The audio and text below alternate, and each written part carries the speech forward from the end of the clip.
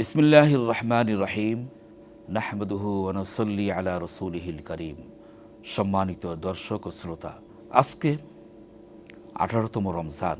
আল্লাহ সুবহানাহু ওয়া তাআলা কত যে ক্ষমা করবেন, ক্ষমার জন্য প্রতি রাতে শেষ ভাগে আমাদেরকে ডাক দেন, মাইয়াস্তাগফিরুনি, কে আছে ক্ষমা চাও, ফাগফির লাহু, আমি তার জীবনের সমস্ত গুনাহগুলো ক্ষমা করে দিব। তে আসুন মহান রবের দরবারে দুখানা হাত তুলি, মোনাজাত করি। আল্লাহুম্মা আমিন।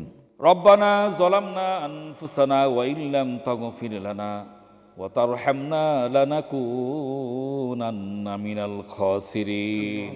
রব্বানা আতিনা ফিদ দুনিয়া হাসানাতাও ওয়া ফিল আখিরাতি হাসানাতাও ওয়া কিনা আযাবান নার। ইয়া রাব্বাল আলামিন, মাহে রমজানের মধ্য দশক মাগফিরাতের এই সময় সারাদিন ব্যাপী রোজা রেখে ইফতারের পূর্বক্ষণে দোয়া কবুলের সময় আপনার শাহী দরবারে আমরা এতিমের মতো আসামির বেশে গুনাহের বোঝা মাথায় নিয়ে গুনাহের জর্জরিত, আয় আল্লাহ তাআলা আমরা তওবা করছি, গুনাহ করব না। আপনি মেহেরবানি করে আমাদের জীবনের সমস্ত গুনাহগুলো ক্ষমা করে দিন।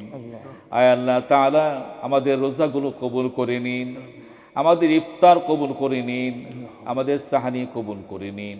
আয় আল্লাহ তাআলা আমাদের তারাবি নামাজ কবুল করে নিন, আমাদের খতমে তারাবি কবুল করে নিন। আয় আল্লাহ তাআলা বাংলাদেশকে আপনি অতিবৃষ্টি অনাবৃষ্টি ভূমিকম্পের মতো মহা আযাব গজব থেকে হেফাজত করুন। আয় আল্লাহ তাআলা যেদিন আমাদের শিয়রে মালাকুল মউতকে পাঠাবেন, সেই কঠিন মুসিবতের সময় আমাদের সমস্ত গুনাহগুলোকে ক্ষমা করে দিয়ে আমাদের খাঁটি বান্দার বানিয়ে আমাদের সকলের জবানে ঈমানি কালিমা বারবার জারি করে দিয়েন, লা ইলাহা ইল্লাল্লাহু মুহাম্মাদুর রাসূলুল্লাহ।